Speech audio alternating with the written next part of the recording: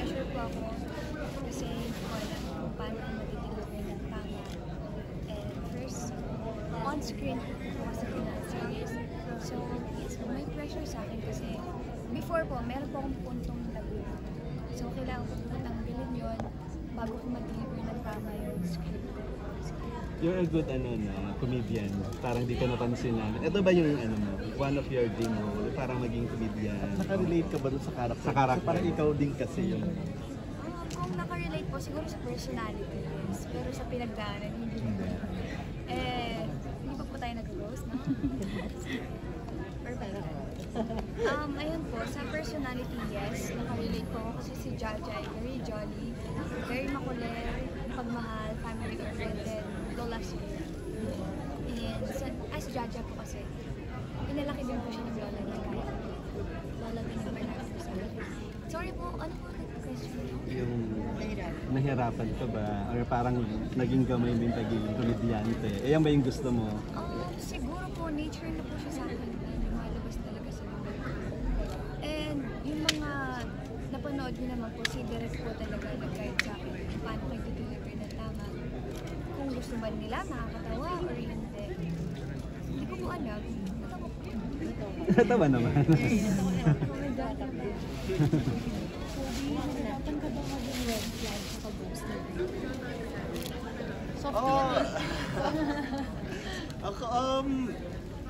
Actually, you know what? I don't really want to spoil anything, but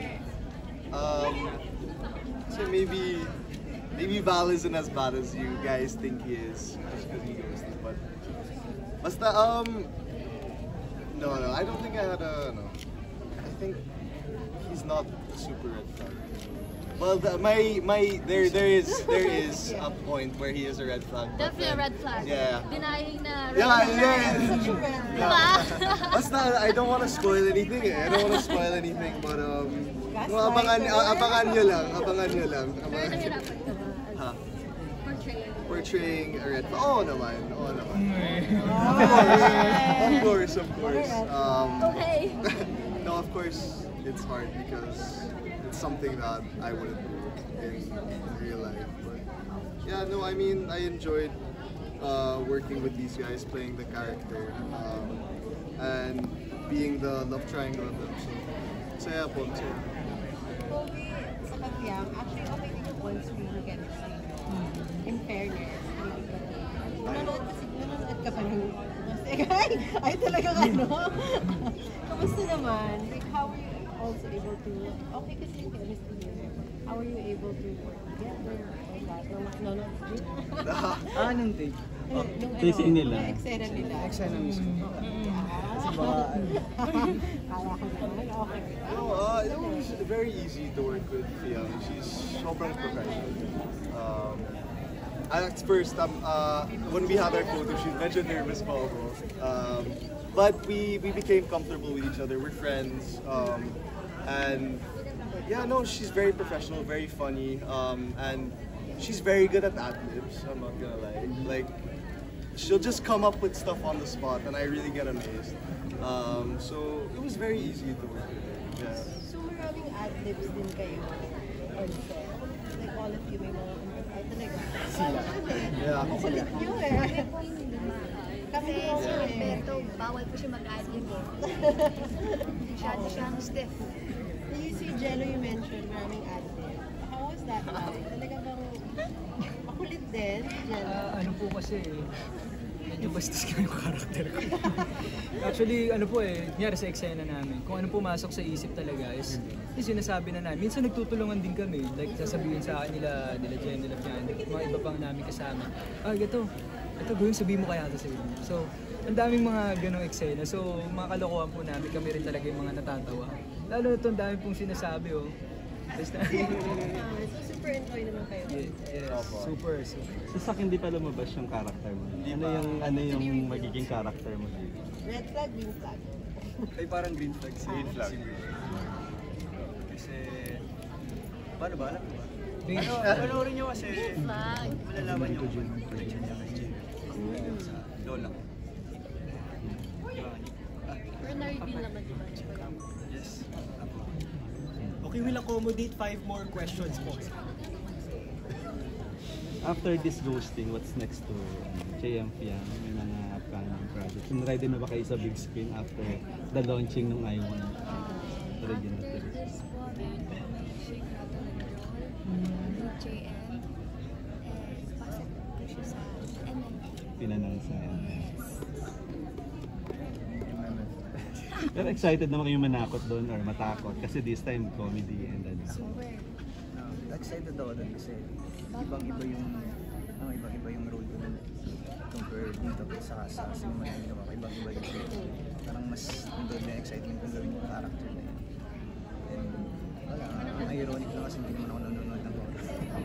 So, Pero puro. kaya excited ako. So, Yung for JM and Friends, kasi visible naman kayo sa social media, pero first time niyo makita sarili niyo on the big screen, anong feeling? Na kapag, medyo nung una ba parang gano'n? Medyo na ilan ba kayo nung una, nakapag-adjust na kayo? Anong feeling? Nakita niyo na, sila sanay naman na. Ako po, unang kita ko sa mukha ko parang, ako yan, parang hindi po ako sanay na makita talaga yung sarili ko. Pero, sana po, masanay po akong makita yung sarili ko sa big screen para wala na akong ilang. Pero habang pinapanood ko naman po yung sarili ko, proud na. Yes, I'm very proud of myself. And unti-unti naman po, nag-enjoy din ako. Feeling ko ako, hindi ako yung gumagalaw. Ikaw na-enjoy mo. Yes, pero nung una, Ikaw naman, JM, kakaroon ka na rin ng Cinemalaya. So, kamusta naman yung experience mo pala? Ang laki, big, larger than life. may konting ilang din. Pero mas, wala, parang mas naging mapagmasid ako sa sarili ko. Baka kasi yung mga mali akong nuances, gano'n. Konti naman ako. Tama ba yung emotion ko? So, mas naging mapagmasid ako. Pero ganun makaka-proud pa panood ang isa't isa. Sobra. Especially sa kanya. Ikaw naman, yeah, sige, go ahead. Yun lang, thank you. Ayun, sobrang proud ka sa kanya.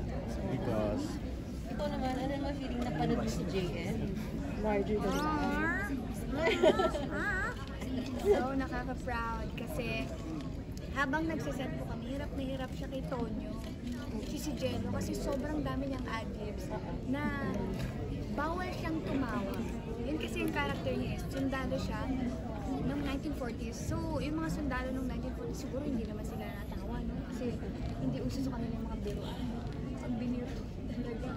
So nung time na nag-taping kami, ang hirap. Nakikita ko nahihirapan siya every time na nag-a-adlib si Jello kasi nakakatawa talaga si Jello. Ayun, super nakaka-proud siya. Proud ako sa kanya. Are you critic of your own work? Kapag kayo nanonood kayo, dapat ginawa ko to, parang ganun, dapat improve ko to. May ganun ba kayong factor? Yes, especially dun sa river part nung sa akin. Hindi pala pantay yung makeup ko. Hindi mo namin napansin. Hindi namin napansin yan. Hindi pantay yung makeup ko. Pero yun, siguro nung mga panahon yan, sobrang lamig po kasi ng tubig. Oo nga. At nakulong Yes, umulan po kasi noon, tapos nag-tinate po ato natin mga 11 p.m. na. Kaya nga siya na, super lamig talaga. And, ayun, nung napapanood ko, sana ginawa ko tong admin na to, sana ginawa ko ito. Pero, proud ako sa sarili ko ng challenge sa whole cast. Proud ako sa JM. Okay, let's wrap up na po. Thank you.